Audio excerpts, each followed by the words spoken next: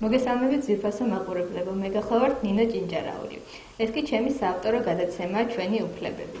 პირველ რიგში გაგაცნობ თუ რას შეეხება დღევანდელი ჩვენი გადაცემა. დღევანდელი ჩვენი გადაცემის თემაა მენტალიტეტი, საზოგადოების აზრი და პირველ რიგში გეტყვით თუ რატომ გადავწყვიტე ამ თემის წინა პლანზე წამოწევა, იმიტომ რომ დღეს ძალიან ხშირად ვხვდებით ისეთ ფაქტებს, როდესაც რაღაც საზოგადოების გარკვეული აზრის წნეხის ქვეშ ვექცევით, განსაკუთრებით თუნდაც ახალგაზრდები და არა მარტო ახალგაზრდები და შესაბამისად ალბათ საინტერესო იქნება თუ ზოგადად საიდან მოდის მენტალიტეტი და როგორ შეიძლება მასთან ბრძოლა თუ მისი გათვალისწინება უფრო ჭკვიანურად.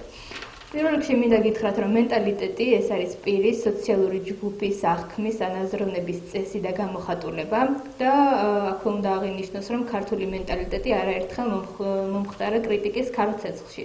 ჩვენ წინა გადაცემებშიც გვქონდა რა კონკრეტულ თემებზე საუბარი და მაშინ, როდესაც მივდივართ რაიმე პრობლემაზე, გამოსავალს პოულობთ, რომ ეს არის ქართული მენტალიტეტის ბრალი. და შესაბამისად ჩვენი წესჩვეულებები, ტრადიციები ძალიან დიდ გავლენას ახდენს საზოგადოების აზრზე. თუმცა ეს არ უნდა იყოს მიზეზი იმისა, რომ დაირღვეს რაღაც დონეზე ჩვენი უფლებები და უფრო ალბათ უკეთესი იქნება, რომ უკეთესი გამოსავალი ვიპოვოთ მენტალიტეტსა და ჩვენს ქცევებს შორის შესაბამისად. ქართველი ერი ყოველთვის გამოირჩეოდა სულიერებით, ზნეამაღლებულობით და ერთიანობით და აქვე უნდა აღინიშნოს, რომ ქართული მენტალიტეტი ძალიან რთული გასაგებია უცხოელებისთვის. და საზოგადოების რაღაც ნაწილი სულისკვეთება დღეს უცხოეთს ეკუთვნის, ასევე შეიძლება ითქვას, განსაკუთრებით ახალგაზრდებსაც გვაქვს ასეთი სურვილი.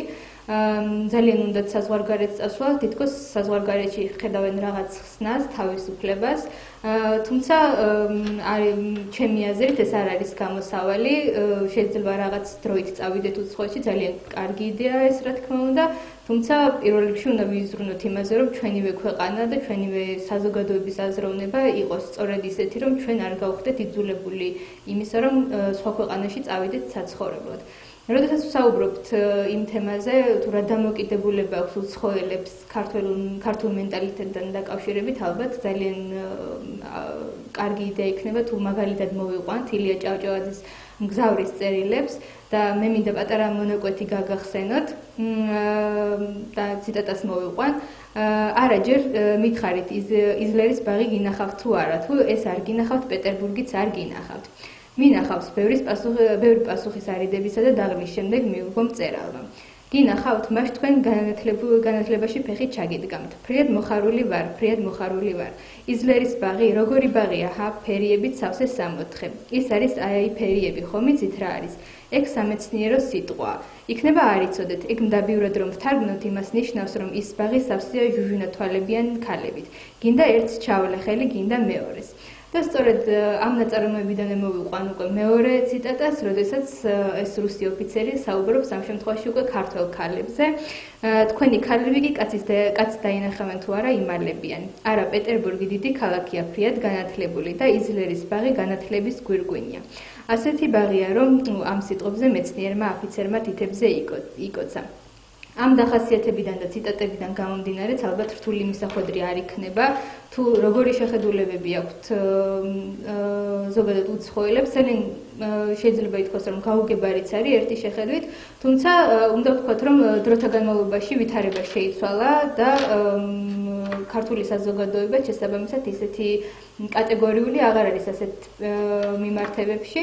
და შეიცვალა რა თქმა უნდა შეხედულებებით. საზოგადოების გარკვეულ ნაწილში ხშირად იჩენს თავს ისეთი სურვილები და მიდრეკილებები, თუნდაც მოთხოვნები, რაც ზოგადად დიდი ნაწილისთვის მიუღებელია და ამას ეწინააღმდეგებიან. და უნდა ვთქვათ აქვე ისიც, რომ დღეს უკვე ჩვენთვისაც ბევრი ჩვენი თანამემამულესთვის და ასევე უცხოელისთვისაც არ არის ახალი ამბავი და გასაკვირი, რომ ჩვენ კონკრეტულად კერძოდ დასავლური მიმართულება გვაქვს და შესაბამისად უნდა მოვერგოთ ახალ ტრადიციებს, ახალ გამოცდილებას და არც ის უნდა დაგვავიწყდეს, რომ ჩვენ მოვდივართ ისტორიიდან, ჩვენ გვაქვს გარკვეული ისტორია და ჩვენი მომავალი ეფუძნება ასევე რეალურ კულტურულ, სოციალურ და სამოქალაქო პოლიტიკურ ფუნდამენტს. სამოქალაქო საზოგადოება როგორც ასეთი არ არის უცხო საქართველოსთვის, მაგრამ კი მისი კულტურა და გაბატონებული ცხოვრების წესი ეფუძნება იმ ცივილიზაციას და ტრადიციას, რომლის წიაღშიც ჩამოყალიბდა სამოქალაქო საზოგადოების იდეა. ძალიან საინტერესოა ის ფაქტიც, რომ მიუხედავად იმისა, რომ ქართველებს გაგვაჩნია დაახლოებით მეხუთე საუკუნიდან უკვე დაწერილი ტექსტი, წერილობითი ძეგლები, დაწერილ ტექსტსა და კანონებზე ძალიან ბევრად დიდი მნიშვნელობა ენიჭება ხშირ შემთხვევაში ზეპირ სიტყვიერებას და საზოგადოების ზეპირ აზრს. რაც შეეხება კონკრეტულ ფაქტებს, შეიძლება ერთი დასკვნა გამოვიტანოთ, რომ სკოლაში ჩვენ ვსწავლობთ ძალიან ბევრ და რა თქმა უნდა კარგი ინფორმაციას, რომელიც არის საჭირო ჩვენი განათლებისთვის და ჩვენი აზროვნების ჩამოსაყალიბებლად, თუმცა ბევრი ისეთ რაღაცას არ ვსწავლობთ, რომელიც შეიძლება უფრო მეტად დაგვჭირდეს, თუნდაც საზოგადოების დიდმა ნაწილმა არ იცის კონკრეტულად რისი უფლება აქვთ ძირითად კანონმდებლობას და კონსტიტუციასაც არ იცნობენ მაინც და მაინც კარგად. შესაბამისად უნდა ვეძებოთ ისეთი გზები, რომ გარდა იმისა, რომ კონკრეტული ლიტერატურის ცოდნა სავალდებულო იყოს, ასევე სავალდებულო უნდა იყოს ის თუ რისი უფლება გვაქვს და რისი უფლება არ აქვს. შესაბამისად ამ შემთხვევაში აღარ დაირღვევა ჩვენი უფლებები და ჩვენს გაუაზრებლად აღარ დავარღვევთ სხვის უფლებებს. ასევე, როდესაც მენტალიტეტზე ვსაუბრობთ, არ შეიძლება ქართული ცნობილი გამონათქვამი არ გავიხსენთ, რომ ქალი ვიცით ჩვენ კუხნაში და დიდი ხნის განმავლობაში, რა თქმა უნდა, ქალბატონების საზრუნავი იყო ოჯახი, თუმცა დღევანდელ დღეს იცვლება ეს მდგომარეობა, ჩვენ წინა გადაცემებშიც გვქონდა უკვე ამაზე საუბარი. ასევე ძალიან დიდი ყურადღება უნდა მიექცეს განათლებას, როდესაც დგება ის მომენტი, რომ ბავშვმა უნდა ჩააბაროს უნივერსიტეტში. ძალიან ცოტა თუ კითხულობს იმას, ნამდვილად უნდა თუ არა ბავშვს უნივერსიტეტში ჩაბარება, თუ შეიძლება მას რაიმე სხვა ინტერესი ჰქონდეს. ასევე, როდესაც მენტალიტეტზე ვსაუბრობთ, უნდა გამოგვჩეს არატრადიციული გარეგნობის ან არატრადიციული ორიენტაციის მქონე პირები, რომლებიც საზოგადოებისგან ძალიან ხშირად მაინც არაერთგვაროვან დამოკიდებულებას იღებენ და ჩდება კითხვა, არის თუ არა ეს მენტალიტეტის ბრალი და მენტალიტეტი ზღუდავს თუ არა რეალურად ჩვენს უფლებებს. ამაზე კონკრეტული ამ კითხვაზე კონკრეტული პასუხის გაცემა ალბათ შეუძლებელია, რადგან მაინც ყველაფერი ინდივიდუალურია, თუმცა მე მეორე ნაწილში ჩემს სტუმართან ერთად ვეცდები, რომ კონკრეტული ფაქტები მოგიყვანოთ, რაც ჩვენს ცხოვრებაში ძალიან ხშირია და შესაბამისად ჩვენთვის უფრო გასაგები იქნება, რამდენად ზღუდავს მენტალიტეტი ჩვენს უფლებებს. მეორე ნაწილში შემოგიერთდებით. გადაცემის მეორე ნაწილს განვაგრძობთ ჩვენ სტუმართან ერთად. დღევანდელი ჩვენი სტუმარი არის საბა გრიგალაშვილი, სტუდენტი. მოგესალმებით საბა, პირველ რიგში დიდი მადლობა მინდა გითხრა მოგზაურობისთვის. მათ პირიქით მადლობა რომ მომიწევთ და შევეცდები რომ დღევანდელი გადაცემა იყოს კარგი და სასიამოვნო. საბა, პირველ კითხვას დაგისმევ, ზოგადად ჩვენთვის რა არის მენტალიტეტი, საზოგადოების აზრი? ჩვენთვის მენტალიტეტი ძალიან საზოგადოების აზრი, რაღაც ჯგუფის ან პიროვნების ნებისმიერ აზრი, რომელიც რაიმე შეხედულებას შეხედულება, რაიმე მომენტთან, ფაქტთან ან რაიმე ნებისმიერ ადამიანის ქცევასთან. თვითონ ეს საზოგადოებრივი აზრი ძალიან ხშირად გაგვიგია ასევე სოციალურ ქსელებზეც ვკითხულობთ, რომ თითქოს რაღაც გვოჭავს და რაღაც საზღვრებს გვიწესებს. შენი აზრით არის თუ არა ეს პრობლემა? კი, სწორად ახსენე რომ გვოჭავს, საქართველოს მენტალიტეტი და საერთოდ ნებისმიერ მენტალიტეტი, საზოგადოების აზრი ადამიანს ფსიქოლოგიურად გვოჭავს, ასევე მინდა რომ დღეს ვილაპარაკო ამ პრობლემატიკაზე და გარკვეულ მაგალითებით შევასვათ ჩემი არგუმენტი. მაგალითად, პირველ არგუმენტს მე მინდა რომ მოვიყვანო, რაც ყველაზე მთავარია ბავშვის განათლება. დღევანდელ საქართველოში უმეტესწილად მშობლების დიდი ნაწილი ფიქრობს, რომ ბავშვმა მიუხედავად იმისა, რა შესაძლებლობა აქვს, რა ნიჭი აქვს, რა უნდა მან გააკეთოს ცხოვრებაში, რა გადაცემა აქვს, მან ყველანაირ რუტინულად უნდა მიიღოს განათლება, უმაღლესი განათლება, მიხედოს თავის ცხოვრებას. ძირითადად ეს გადაწყვეტილებები იღება არა თვითონ პიროვნების ბავშვის ეხლა სანამ ჩააბარებს მაგის გონებაში, არამედ ოჯახურად მშობელი ურჩევს და ხშირ შემთხვევაში აზალებს ანუ რაიმე ზეგავლენა სახნეს რო ეს კარგია და ეს ძირითადად ხაზგასმით არის რომ შემოსავლის მხრივ უნდა იყოს ეს განათლება მიღებული. კი, მაგრამ ამაში ცუც ხედავ რამის რომ უკეთეს კარგი უნდა შვილისთვის რომ ქონდეს კარგი სამსახური, კარგი შემოსავალი. კი ბატონო, გეთანხმები, ანუ არანაირი პრობლემა არ არის, მაგრამ როდესაც ბავშვს მსახიობობა უნდა და გადაცემულია მსახიობობით და არ უნდა მაგალითად იურიდიულზე ჩაბარება, რადგან თulis რომ ეს მის საქმე არ არის, მაგრამ დღევანდელ საქართველოში მსახიობობა ძალიან მწირეა და შემოსავლა ძალიან ხელოვნებას რაც შეეხება. კი, ანუ მაგ ძალიან საქართველოს შეგუჭირდა შემოსავლით და ერთ-ერთი ალტერნატივა აქვს რომ ჩააბაროს, რადგან სხვანაირად ვერანაირ წარმატებას ვერ მიაღწევს, ჯერ მშობელიც აქტიური არ იქნება, იმიტომ რომ მშობელი არ თვლის რომ ეს მისთვის კარგია და კარგის მომტანი და ანუ ამ მხრივ არ მიეხმარება და თუ მივიცემთ ბავშვი მის საშუალებას რომ გადაწყვიტოს თავისი ისა, ანუ პატივი უნდა ვცეთ მის გადაწყვეტილებას და მივეხმარო და ის რომ მაგალითად თუნდაც არ უნდა ბავშვს ესმის მაგალითად მანქანის ნაწილების შეკეთება ის იქნება გაკეთება და სულს რომ არ უნდა მიიღოს მაგალითად ენერგეტიკაში წავიდეს ან ეკონომიკის მხრივ რაიმე წარმატებას მიაღწიოს და უბრალოდ უნდა გახსნას თავისი პროფილაქტიკა, სადაც ჩვეულებრივად შეაკეთებს და ამით იშოვის ფულს.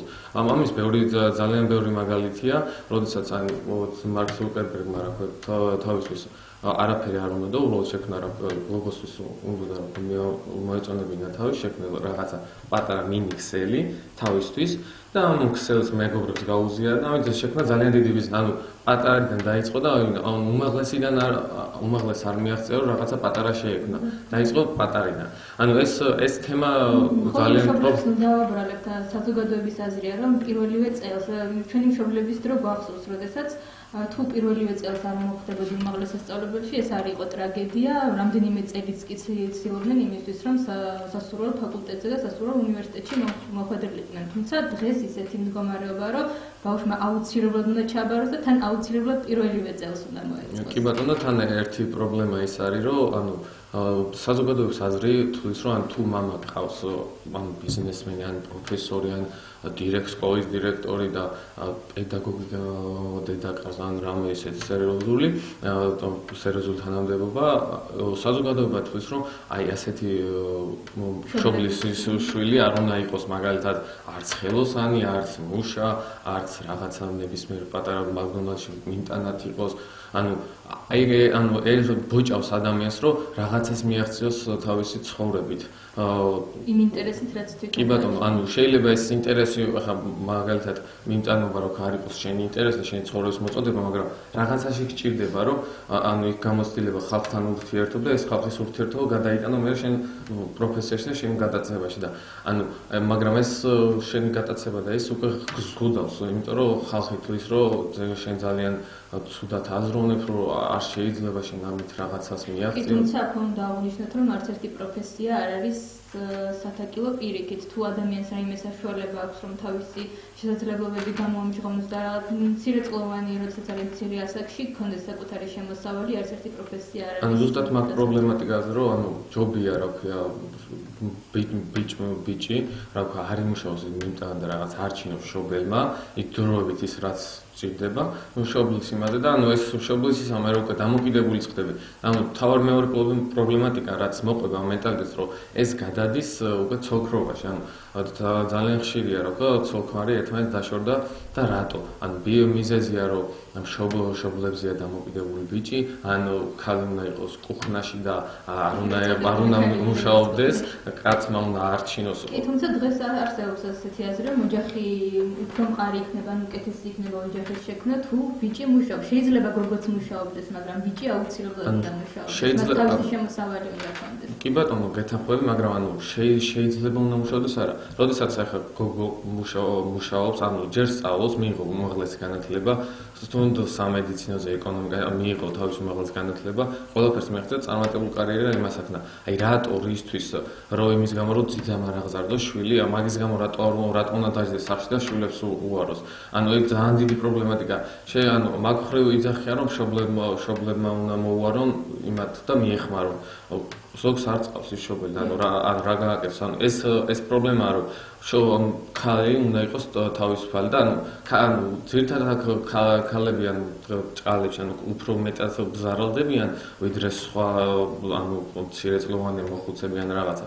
მაგ ხრივ ეგ არის, რომ და ერთი სასაცილო ის არის, რომ რაზეც წევეთ ერთმანეთს გადის ხოლმე, ქართველ ვაჟკაცს ბიჭის აღზრდა უნდა და იქ რომ ასწავლის გინებას, მაგალითად, რომ როგორ უნდა შეაგინოს ვიღაცას, და მე ამით რომ ამაყობენ, რომ აი ჩემმა შვილმა პატარაობიდან იცის გინება და ძალიან ისა და ეგეთი რაღაცები, ამით რაღაცა ამაყობენ თავისი და გულში სიამაყის გრძნობა უნდა. რავი, ჩემი აზრით. შემდეგ უკვე როდესაც მიაღწევენ კონკრეტულ ასაკს, თინეიჯერობას და ძალიან ხშირად საზოგადოებას უცმაწური სიტყვები, შემდეგ ამაზე უკვე პრეტენზია უჩნდება. კი ბატონო. ძალიან ცუდია, როდესაც ახალგაზრდები საუბრობენ ესეთ თავის თავთან მოდიან კონფლიქტში და ეს ძალიან ცუდი ის არის. მე უკვე ხვდები, რომ უფროსია და მოდი თავი დავანებოთ. თავისი გზა უკვე იცის, მაგრამ მაინც გარკვეული ზეგავლენა არის მშობლების და საერთოდ თვითონ ჯერ მშობლების ზეგავლენა საზოგადოების აზრი, ის ქართული მენტალიტეტი და ზოგადად ასე ვართ, ჩვენი მშობლები ასე არიან აღზრდილები, ისევ თუნდაც ქორწინების თემას რომ შევეხოთ, როდესაც ორ ადამიანს უყვარს ერთმანეთი, მათი ქორწინებამდეც არის ძალიან ბევრი ისეთი ფაქტორი, საზოგადოების აზრი, შეეფერებიან თუ არა ისინი ერთმანეთს, მე ძალიან კარგად ნაცნობი გოგოჯობია, ბიჭიჯობია, გაჩნია სოციალური ფენით, გარეგნობით, ესეც რაღაც საზოგადოების. კი ბატონო, ეგეც სოციალური ფენად იყოფა, საერთოდ რომ პროფესორი აკადემიურ ქალს როგორ შეეფერება ვიღაცა მუშა ან რაღაცა ეგეთი ყოველთვის საქართველოში ეს შეიძლება ითქვას რომ გლობალური პრობლემაა. კი ბატონო, გეთანხმები მაგაში, მაგრამ ძირითადად ხდება რომ გოგოები მთავარი პრობლემა მენტალიტეტი არის რომ ქართველი ქალი უნდა გათხოვდეს ქალიშვილი. არ არსებობს ქართველი ქალი თუ არ იქნება ქალიშვილი, ის ვერ გათხოვდება. იმიტომ რომ მე ასეთი ოჯახში არ შეიშვება. ამაზე ძალიან ხშირი არის გამოკითხვა ქალიშვილობის ინსტიტუტზე. ხო, ზოგი რა ქვია. ესეც ალბათ ინდივიდუალურია, მაინც და მაინც ეხლა უკვე ვეღარ ვიტყვის ვერ გათხოვდება ესე დაკონკრეტებულად, იმიტომ რომ ინდივიდუალურია, ეს უკვე მამაკაცის შეხედულებიდან არის გამომდინარე. კი ბატონო, არც მაშინ არ იყო პრობლემა, ინდივიდუალური ყოველთვის არის და ყოველთვის იქნება. შენ გადაწყვეტ მოიყვან ცოლს თუ არა, ეგ შენი პრობლემა როგორ იქნება ის, მაგრამ საზოგადოებრივი აზრი ყოველთვის შეგაწუხებს და შეგბოჭავს იმის მხრივ, რომ შენ არა ქალიშვილი მოიყვანე, შენ ესეთი ქალი არ შეგეფერება, შენ ასეთი ქამა რა უნდა მოგიტანოს ცხოვრებაში, შენ შვილებს რა უნდა ასწავლოს, გოგო გაგეზდება, შენ შვილსაც რა მაგალითი უნდა მიცეს შენმა დედამ. ასევე იყო ესეთი დრო, როდესაც მეორედ გათხოვებას არ არის აუცილებელი მაინც და მაინც თავიდან მეორედ ქორწინების ან მესამედ ქორწინების შემდეგაც მოდის ხოლმე რაღაც წინააღმდეგობაში შესაბამისად ასაკიც ხშირად არ აქვთ პატარა. ასევე რას ფიქრობ იმაზე, როდესაც გოგოსა და ბიჭს შორის ასაკი დაშორება არის ძალიან დიდი. საზოგადოების რაღაც ნაწილი თვლის, რომ ძალიან 10-15 წელი ძალიან დიდი არის. გეთანხმები, 10-15 წელი ძალიან დიდია და მე ძირითადად ფიქრობ, ძირითადად რასაც ხედავ, ძალიან დიდი შემთხვევაა, რომ უფროს ბიჭებს მოყავს პატარა გოგოები და ეს აიხსნება ამით, რომ ის იმან თავის მთელი ცხოვრება რაღაცა ისწავლა და იმ გოგოს ჯერ იმდენი განათლება არ აქვს, რომ განსაჯოს რა არის, რატომ და ეს კაცი უკვე განსხვავება შორი, უკვე თავის იმ ცხოვრებას ასწავლის, რომ ეს ასე უნდა იყოს, იგი შეიძლება ვთქვათ, რომ ასეთი ოჯახები უფრო მყარია. უფრო მყარი ვიდრე პანცირი ასაკში ორივე რომ კი ბატონო, უფრო მყარი იქნება, კი ბატონო, უფრო მყარი იქნება ვეთანხმები ამას, იმიტომ რომ ის აჩვენს თავის ცხოვრებას. ანუ სიყვარული არის რომ ორი ქალისა და მამაკაცის ცხოვრება ერთმანეთს უნდა დაუკავშირო და შექმნა შენი ცხოვრება. თუ ქალი აზროვნებს და თავისი ცხოვრება აღწევდა თავის ცხოვრებით მიდის და კაციც მიდის თავისი ცხოვრებით, ანუ მაგათი შეერთების შანსი არის მინიმალური, იმიტომ რომ იმას ეს მოწევს, იმას ეს და როდესაც განსხვავება დიდია, კაცი ეუბნება რომ აი მე ამ ცხოვრებით ცხოვრობ და ეს ცხოვრება არის კარგი და ის ქალი ეჩვევა უკვე ამ ცხოვრებას. და ის უკვე იმ კაცს უნდა ეჩვეოდეს ამ ცხოვრებას, ქალსაც ხო იმისი უფლება რომ ეჩვეოდა. შემდეგ როდესაც უკვე გაიზრდებოდა ეს და უკვე შვილებიც ეყოლებოდა, რა თქმა უნდა, შეიძლება დიდი ალბათობაა და ძალიან ბევრი ადამიანი მინახავს, რომ ცოლს არ უყვარს ქმარი, ასევე ქმარს არ უყვარს ცოლი, მაგრამ უკვე იქ არის დამოკიდებული ხათრიანობა, შვილია, შენ რო ოჯახი დაანგრიო, შვილები მიატოვე. ისე მენტალიტეტზე მივიდივარ. ხო, ოჯახის დაანგრევა უკვე ძალიან ცუდ ფაქტორია. კი ბატონო, მაგას გეუბნები, რომ კაცს ოჯახი დაინგრა, ეს რა კაცია, ვერ გაუწყო ესე იგი ოჯახურ საქმიანობას, ცოლმა ოჯახი დაანგრია, რას ქვია ოჯახი დაანგრია. თუმცა შიდა პრობლემებია, მაინც შინაგადაცემებში გქონდა საუბარი, რომ სწორედ იმიტომ რომ ოჯახები ინგრევა, რატო ინგრევა, თვითონ ეს პრობლემები და ისე მივიდოდით პასუხი, რომ იცი რა ქართული მენტალიტეტი, რომ ბოლომდე სანამ შენ შეგიძლია რომ იბრძოლო ოჯახის გადასარჩენად, უნდა იბრძოლო. კი ბატონო, გეთანხმები რომ ანუ ყოველთვის გარე ფაქტორები რა ქვია, კი ბატონო არსებობს და რომელიც არ არსებობს წარმოუდგენელია ოჯახში. და გარე ფაქტორები ძალიან დიდია, რომ იმიტომ რომ მაინც ფიქრობ, შენ მარტო შენ თავზე აღარ ფიქრობ, უკვე შენ ოჯახია, შენს უკან რაღაცა დგას, რაღაცა ღირებულება გაგაჩნია და ყოველთვის ვცდილობ, რომ ეს ღირებულება შენ დაიცვა, ყოველთვის ფიქრობ, რომ საზოგადოების აზრმა რატომ უნდა იფიქროს შენზე ცუდად და ანუ ეს ფაქტორი არის, მაგრამ ზოგს უღირს, ზოგს არ უღირს, ზოგს უღირს, რომ კი ბატონო, ჩემი შვილების გამოვიდან, ჩემი ცხოვრება და ჩემი შვილებს მიუძღვნი, ჩემ ქმარს მიუძღვნი, ანუ რაღაცის გამო იკავებს. ზოგს უბრალოდ არ შეუძლია რომ ოჯახი მიატოვოს, იმიტომ რომ რო წავიდეს, საწავიდეს, ანუ დაკარგა იმან რა ქვია, არც სამუშაო არ აქვს, არც განათლება სიტყვაზე ვიძახი, რომ არაფერი არ აქვს. და ანუ შეიძლება ითქვას, რომ ისე რეგიონებში ამხრი უფრო ხო, ანუ ეგ პრობლემაა, რომ შობლისგან არ აქვს ზურგი და ეშინია რა, ანუ ვერ გიტოს, რო წავიდეს, სად უნდა წავიდეს. ანუ ეს პრობლემებიც არის. ზოგი ამას თანხდება, ზოგი არ თანხდება. ზოგი თulis, რომ კი ბატონო, მე რამე ჩემ თავით წავალ და სხვაგან ვიმუშაობ, თუნდაც მიმტანა, თუნდაც დამლაგებლად. ისიც ანუ ამით უკვე თავის ანუ ეს თავარი იმაზე მივიდივართ ინდივიდუალიზმზე, მაგრამ ანუ ეს ინდივიდუალობა ძალიან მცირეა და ანუ ძალიან რთულია გადალახოს საზოგადოების აზრი, იმიტომ რომ საზოგადოება ძალიან გბოჭავს ელემენტარულ მთელ ცხოვრების მანძილზე რომ ხვდები რომ აი ეს ამან გასე გააკეთე ეს ასე არ შეიძლება მე რთულია მის წინაშე წახვიდე ან თუ წახვალ უნდა ქონდეს ძალიან დიდი განათლება ძალიან დიდი უნარი ბევრი უნდა ეცადო რომ ეს სტრესი რაც ამას მოაქვს ის გადაიტანო და ანუ ეს პრობლემა ცოლ-ქმრის პრობლემა ძალიან პრობლემატურია და ძალიან ბევრს ლაპარაკობენ ამაზე მაგრამ ანუ თავარი არის განათლება და აზროვნების ან ნათლად შეხედვა ანუ შენ თანამედროვედ აზროვნებ მას არ ნიშნავს რომ რაც ქართული მენტალიტეტია მაინც იმას შეეწინააღმდეგო ხო ანუ ჩვენ რისთვის სწავლობ და რისთვის რომ საზოგადოება განვითარდეს და არა რაღაცა უარყოს ანუ განათლებაში ვხედავ ერთ პრობლემას რომ ანუ ვინ გასწავლის რაღაცას ანუ შეიძლება მე რაღაცა რომ ვისწავლო მასწავლოს ისეთმა ადამიანებმა რომელსაც ქართული მენტალიტეტი და ღირსება ძალიან მნიშვნელოვანია მაგისთვის და ანუ ისე დამანახოს ეს და გამიღოს ის კარები რა ქვია რაც უნდა დავინახო რომ სხვანაირი კუთხით შევხედო ანუ სწავლა განათლება უნდა არა მარტო ვიღაცისგან უნდა მიიღო შენ ცხოვრებას უნდა შეხედო გაანალიზო ეს პრობლემაა და ანუ საქართველოში კიდე ანუ ქართულ მენტალიტეტზე რასაც ერთ კიდევ დიდი პრობლემატიკას წავაწყებთ ეს არის ქსენოფობია ანუ ჰომოსექსუალებთან დაკავშირებით რომ ანუ ძალიან ეშინიათ ანუ პირდაპირ გაგებით რომ ეშინიათ რაღაცა სხვანაირის დანახვა ანუ მაგალითად ადრე თუ ადამიანი და საბჭოთა კავშირში დაახლოებით ზანთს რო დაინახავდნენ ძალიან ეშინოდნენ იმიტომ რომ არ იცოდნენ რა იყო შავკანიანი, ანუ ეშინოდათ რა და ამის ხალხს ძალიან და იგივე შეხედულებაა, რომ ანუ კი ბატონო ის მეც ვეთანხმები რომ არ უნდა იყვნენ ისინი, არ უნდა იყვნენ რა, ანუ კი ბატონო გამოხატვის თავისუფლება კი ბატონო კარები მიიხურე რაც მქენი, მაგრამ ანუ ხალხს საზოგადოებას თავი არ უნდა თავი არ უნდა მოაბეზრო, ან შენ კი ბატონო შენ შეიძლება ხარ ჰომოსექსუალი და შენ რაღაცა მოგწონს, მაგრამ ამით არ უნდა აპელირებდე და რაღაცაზე გავლენა არ უნდა მოახდინო. არატრადიციული ორიენტაციაზე რა ძალიან ხშირი ასევე არატრადიციული გარეგნობა ვიზუალი და ესეც ხდებით ჩვენ ყოველდღიურ ცხოვრებაში, ქუჩაში, როდესაც დავდივართ.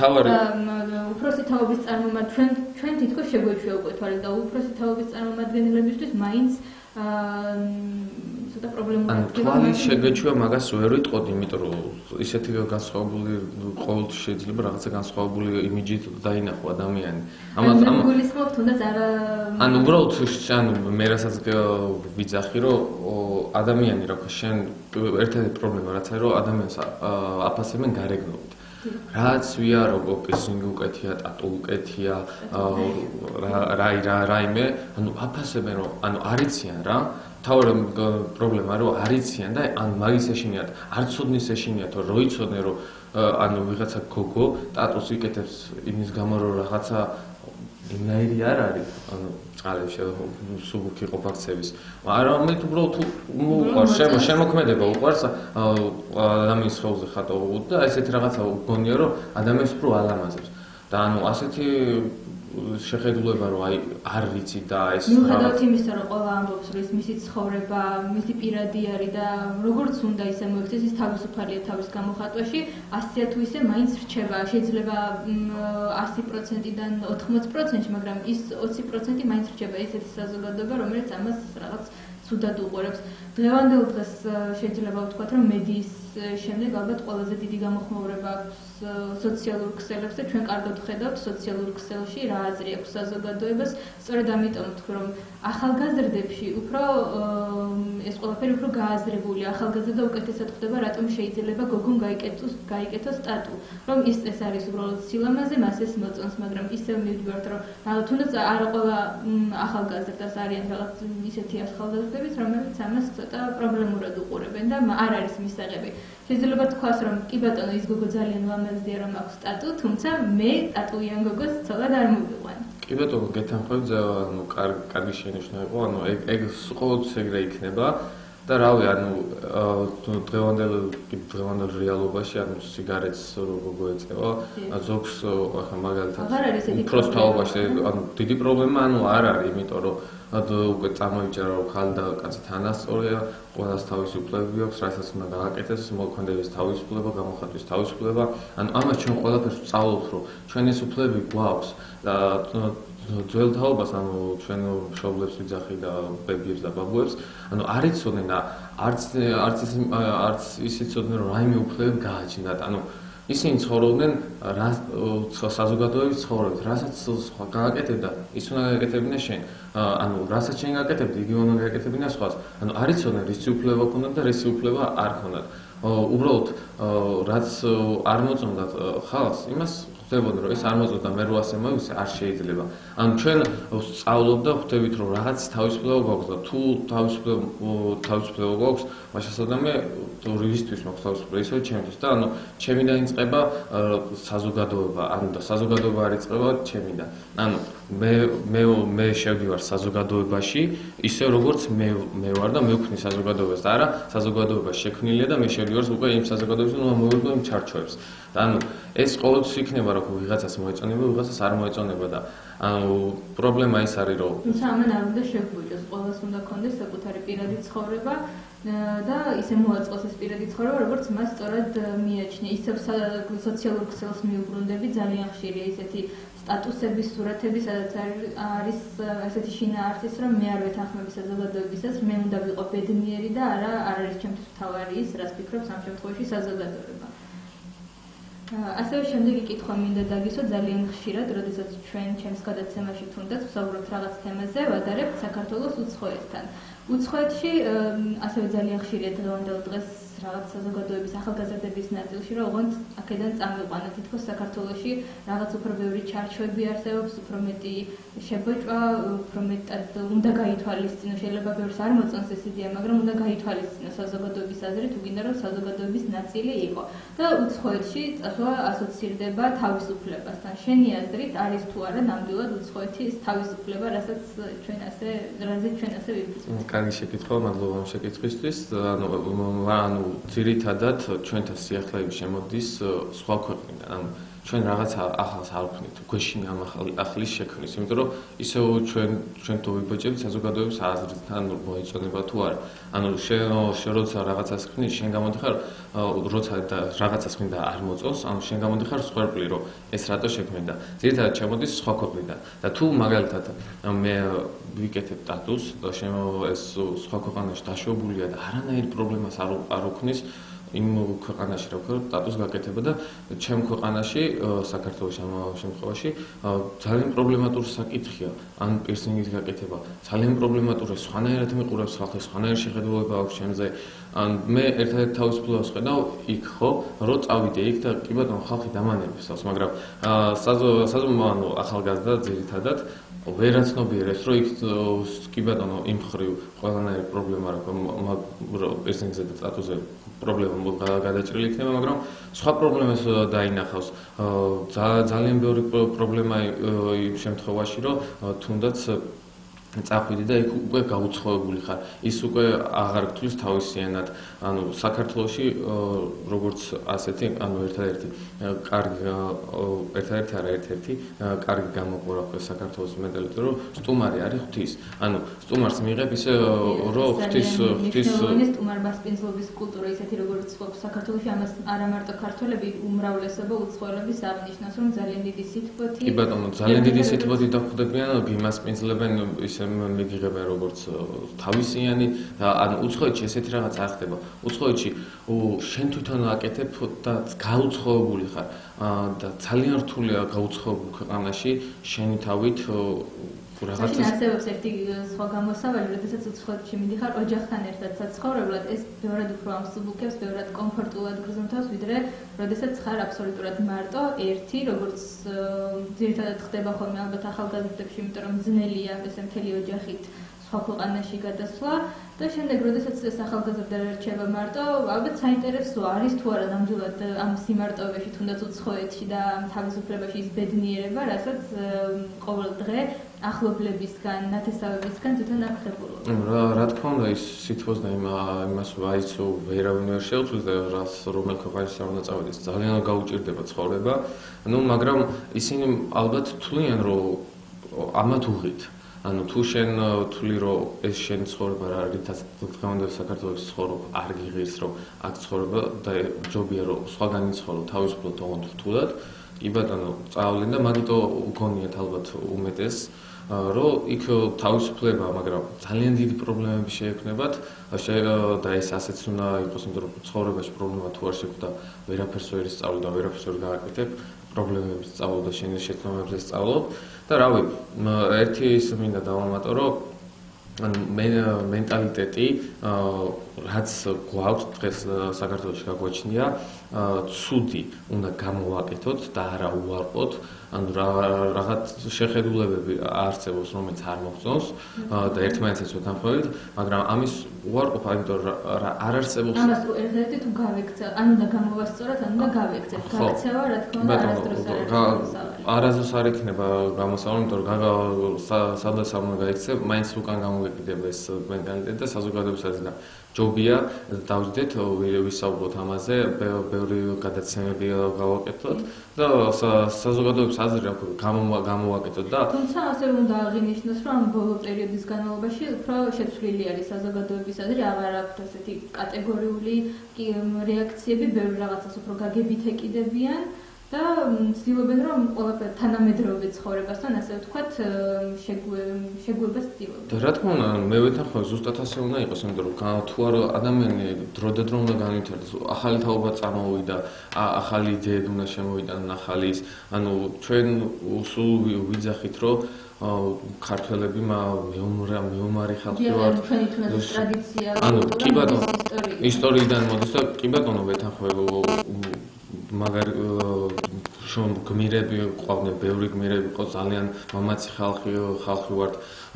ბევრს ბრძოლობით, ბევრს შეეძლო ბრძოლა, ბევრს არ შეეძლო, მაგრამ რაღაც თქვენს ეხმარებოდა, მაგრამ დღევანდელი თანამედროვე ცხოვრება უკვე ომი აღარ ხდება ცხოვრებასთან კომპლექტით და ხმლით. დღევანდელი ჩვენი ცხოვრება და რაც მოიტანა ცხოვრებამ, ერთადერთი უნდა ვიბრძოლოთ ჩვენი გონებით და ჩვენი აზრით და ჩვენი განზრით. ანუ ჩვენ დღეს წინათ თუ იყო მაგალითად ხმალი რა ქვია საბრძოლო დღეს იქნება დღეს არის კომპიუტერი და თუ ჩვენ ისე ხმალს ავიღებთ და ისე ხმლით ვიბრძოლებთ ეს ძალიან სულ შედეგს მოიტანს. ჯობია გონებით მოვეკიდოთ და ეს კომპიუტერი ჩვენს რაც არის სიახლე იმას ცხოვრებას ფეხი უნდა აუწყოთ და ანუ თავი პრობლემა არის რომ რას იგივე მაგას გეუბნებიან რომ ჩვენი წინაპრები აი ასეთები იყვნენ ასეთები და ამათ უნდა დავამსგავსოთ. ანუ კი ბატონო ყველაფერი კარგი უნდა გავთვალისწინოთ თუმცა მხოლოდ წარსულში დავშით განვითარება ანუ მაგითო ვიძახი ანუ თავი ავარიდოთ თავის არიდება როდესაც ჩვენ გვეუბნებიან რომ ჩვენ ასეთი წინაპრები გვყავს და ასე უნდა იცხოვრო შენ თუ ასე ვერ ცხოვრობ ანუ ეს არ უნდა უარყო და ანუ არ უნდა გაიქცე ამაზე. კი ბატონო უნდა მიხვდე რა წარსული გვაქვს რა ისტორია გვაქვს და განავითარო და არა ანუ თავი არიდო გაჩუნდე ვიღაცას არაფერი არ უთხრა ანუ თავარია პოლემიკა არ უნდა დავუხუჭოთ ამაზე უნდა ვისაუბროთ და რაღაც ერთ აზრამდე მივიდეთ ანუ კონფლიქტი იქნება რაღაცა ანუ არ უნდა გავიქცეთ ანუ ეს ჩვენი რეალობა და ჩვენი არც მისი უფლება რომ დავარღვევთ სხვისი გამოხატვის უფლება და არც ჩვენი კი ბატონო ძალიან დიდი მნიშვნელობა ბევრი შეცდომა დაუშვა საზოგადოებამ როცა სხვისი აზრი უარყვეს მაგალითად ჩვენ ქრისტიანები ვარ და ანუ იესო ქრისტე გამოდიოდა და თავის სხვა შეხედულება ჰქონდა და იმ ხალხს აჩვენებდა და ხალხი არ უჯერებდა და ამის მერე უკვე სალოცველოდ გაიხსნეს იესო ქრისტე და ანუ ასევე იყო სოკრატეც რო თვლიდა ბევრ რამეს და ის ამის გამო დაწვეს. ანუ საზოგადოების აზრი ხო და ანუ კი ბატონო ისტორიას რო ვსწავლოთ არ მარტო არ უნდა ვისწავლოთ რა მოხდა და მოხდა უბრალოდ ვიცოდით ეს უნდა გავითვალისწინოთ ეს ისტორია გავაანალიზოთ რა ხდება როგორ ხდება და ამის შემდეგ უკვე ის შეცდომები ანუ მართალია რა ქვია დებილი რა ქვია თავის შეცდომებს სწავლობ და ჭკვიანი სხვის შეცდომები და მოდი რა ქვია ჭკვიანები ვიყოთ რა ქვია თუ უარეს შემთხვევაში ყველაზე უარეს შემთხვევაში დილები მაინც ვიყოთ რომ ჩვენ შეცდომაზე ჩვენ რაღაცას დავუშვებთ ჩვენ შვილებს არ დავაშვებინოთ ის შეცდომები და ანუ ეს ისტორიაც აქვე შემიძლია შეგეკამათ სწორედ იმიტომ რომ ჩვენ მშობლებს აქვთ რაღაც შეცდომები დაშვებული და მათ უნდათ რომ იგივე შეცდომები ჩვენ აღარ გაგვიმეოროთ ამას გვასწავლიან რომ შენ უკეთესი იქნება თუ ესე არ მოიქცე. თუმცა შემდეგ ჩვენ გვიჩნდება ამაზე პროტესტი რომ მე ეს ჩემი ცხოვრება და მე მინდა დავუშვე ეს შეცდომა თუნდაც იყო ეს შეცდომა ოღონდ მე გამოვიარო ზუსტად ეს გზა. კი ბატონო ყოველთვის იქნება ეგ შეცდომები დაშვებული და იმიტომ რომ ყველას თავის ცხოვრებაში შეცდომებია ანუ მაგრამ აქ არის დროის ფაქტორი ანუ დედა ჩემი მშობლები მამაჩემი ცხოვრობდნენ სხვა დროში სადაც ის დღევანდელ მაგალითად დღეს რო ის გაეკეთებინათ დღეს სულაც შეიძლება არ ყოფილიყო ის შეცდომა მაგრამ იმ დროში ეს იყო შეცდომა ანუ მე მეუბნებია რომ ეს არის შეცდომა მაგრამ სინამდვილეში ამ დროში არ არის შეცდომა და მეც ჩვენ ვფიქრობ რომ ამ დროში არ არის შეცდომა თუმცა ძალიან ხშირი შემთხვევებია ისეთი გადის დრო და ვფიქრობთ რომ თურმე ეს მართლა შეცდომა ხო ანუ ეს არის დროზე დამოკიდება ანუ ამას ჩვენ ვერ შევცვლით ანუ ეს ხდება დროსთან შეთანხმებით და არა რომ მე ვთვლი კი ბატონო ვთვლი დედაჩემი სხვა და მამაჩემი სხვა თაობა იყვნენ სხვანაირად მსჯელობდნენ სხვანაირად აღიქვამოდა იმ საზოგადოებაში მე დღევანდელ ცხოვრობ და დღეს რასაც ვთვლი მეც დავუშვებ ჩემ შეცდომას და უკვე ჩემ შვილს ექნება გასაანალიზებელი არა მარტო ჩემი არამედ დედაჩემს და ჩემ მშობლებს და მამაჩემს პრობლემები მაგალითად შენ გაქვს ასეთი გამოცდილება თუნდაც შენი მშობლებიდან დებიიდან და ბაბუიდან რომ აი ორივე შემთხვევა იცი ამ შემთხვევაში როცა ესე მოიქცევი რა მოხდება მეორე შემთხვევაში რა მოხდება თუმცა მაინც გინდა თვლი რომ იქნებ მე შევცვალო იქნებ ადრე სხვა დრო იყო და მოდი მე შევცვლი ახლა და მე გავაკეთებ რაღაცა ახალს და თუნდაც ის შეცდომები, რაც მათ დაუშვეს და თვლიან, რომ ის იყო შეცდომა, მე გავაკეთებ ისე, რომ ეს შემთხვევაში შეცდომა არ იქნება, ეს იქნება უბრალოდ კარგი ცხოვრებისეული გაკვეთილი. კი ბატონო, ანუ ეს კარგი შეკითხვა, ანუ ბევრი რამე ყოფილა ჩემშობლებთანაც მიკამათი ამაზე. იმათ შეცდომებზე მე როგორ გამოვასწორო, თუ მე თვითონ არ გავაკეთე. ანუ რაღაცა შეცდომა დაუშვი. შეიძლება ეს შეცდომა რო არ დაეშვათ, არაფერი შეცვლილიყო მაგათ ცხოვრებაში და ესე გაკეთებულიყო. მე თუ ამ შეცდომის პირიქით მოვიქეცი, ანუ ისინი რო თქვენ შეცდომა და ეს არ გააკეთო, მე თუ ეს არ გავაკეთე, შეიძლება იგივე არა, მაგრამ სხვა პრობლემა შემეწყოს. ანუ პრობლემას ვერ გადაჭრი. ყოველთვის შეიძლება იყოს პრობლემა, მაგრამ ის პრობლემა რომ აი ეს მე შვილო ასე გავაკეთე და შეცდომა, კი ბატონო, უნდა გაანალიზო და უნდა გამოსცადო შენ თავზე, მაგრამ იმის შიში რო ანუ ეს მომწონე შეცდომა დაუშვა და მეც არ ხო ანუ თავარი ეგ პრობლემაა რომ ხალხი ცხოვრობს შიში, ანუ ეგ არის რომ საზოგადოების აზრი და საზოგადოების ის მენტალიტეტი იმდენად დიდი და ძლიერია რომ ან ამის შიში ვცხოვრობ, ანუ თუ ჩვენ შიში ვიცხოვრობ და არა რაიმე ჩვენი ჰარმონია და ეს ანუ ძალიან რა უჭირდება ცხოვრება და თავარი პრობლემა ეს არის რომ არ უნდა იცხოვრო შიშით, უნდა იცხოვრო, უნდა გარისკო, ხანდახან არ უნდა გარისკო, ხანდახან უნდა რავი იბრძოლო, ხანდახან არ უნდა იბრძოლო. რავი, ზოგი ამბობს რომ არ უნდა დანებდე არასდროს, მაგრამ არის მომენტები, როცა უნდა დანებდე, დაელოდო მომენტს და შემდეგ იმას აქნა. და ანუ ეს არის შესაბამისად რაციონალური აზროვნება გმართებს, ანუ ჩვენი ასაკის მიუხედავად, რომ არც ისეთი დიდი გამოცდილება გვაქვს თუნდაც როგორც ჩვენ მშობლებს, სწორად შევაფასოთ არსებული მომენტი. პრობლემებს თავს ვერ ავარიდებთ. ერთი აინშტაინი ამბობდა, რომ ჭკვიანი რა პრობლემებს წვეთს, ხოლო გენიოსი თავს არიდებსო. და მე რავი მიმაჩნია რომ მინდა რომ ვიყო ჭკვიანი, რომ გადავჭრა ეს პრობლემა და მორჩა. ის ერთხელ თუმცა ამას ძალიან იმ პრობლემებს, რადგან ახლა ჩვენ ვსაუბრობთ, არ არის მარტივი გადასაწყვეტი, ამას სჭირდება დრო, ამას სჭირდება კიდევ ძალიან დიდი პრაქტიკა, ძალიან ბევრი გამოცდილება და შესაბამისად მაშინ ვიქნებით ჭკვიანები და მაშინ გადავიჭრით ალბათ. რა თქმა უნდა, იმიტომ რომ ჩვენ დღევანდელი საუბარით შეიძლება არაფერი არ გადაიჭრას, მაგრამ თუ რაღაცას შევცვლით და ეს რაღაცა შეცვლა შეიძლება გადამწყვეტი იყოს ამ ჩვენი საქმიანობის უკან მიზნისათვის. თუ შენ ვერაფერს ვერ შევცვლი, ანუ არა შენ უნარი არ გაქვს რა შეცვალო რაიმე, შეცვალე შენი შეხედულება ამისადმი და მე უკვე რაღაცა შეიცვლება მაინც და რაღაცა მაინც დაიწყება. რაღაცა ან დღევანდელი ჩვენი საუბარიც რაღაცა დაიწყო. და ანუ ეს დასაწყის აქვს დასასრული და იმედია დასასრული კარგი იქნება და პროდუქტიული გამო. კარგი, ძალიან დიდი მადლობა მოგზაურობისთვის და საინტერესო საუბრისთვის. მე კი მომავალ შეხვედრამდე გემშვიდობებით. ნახვამდის.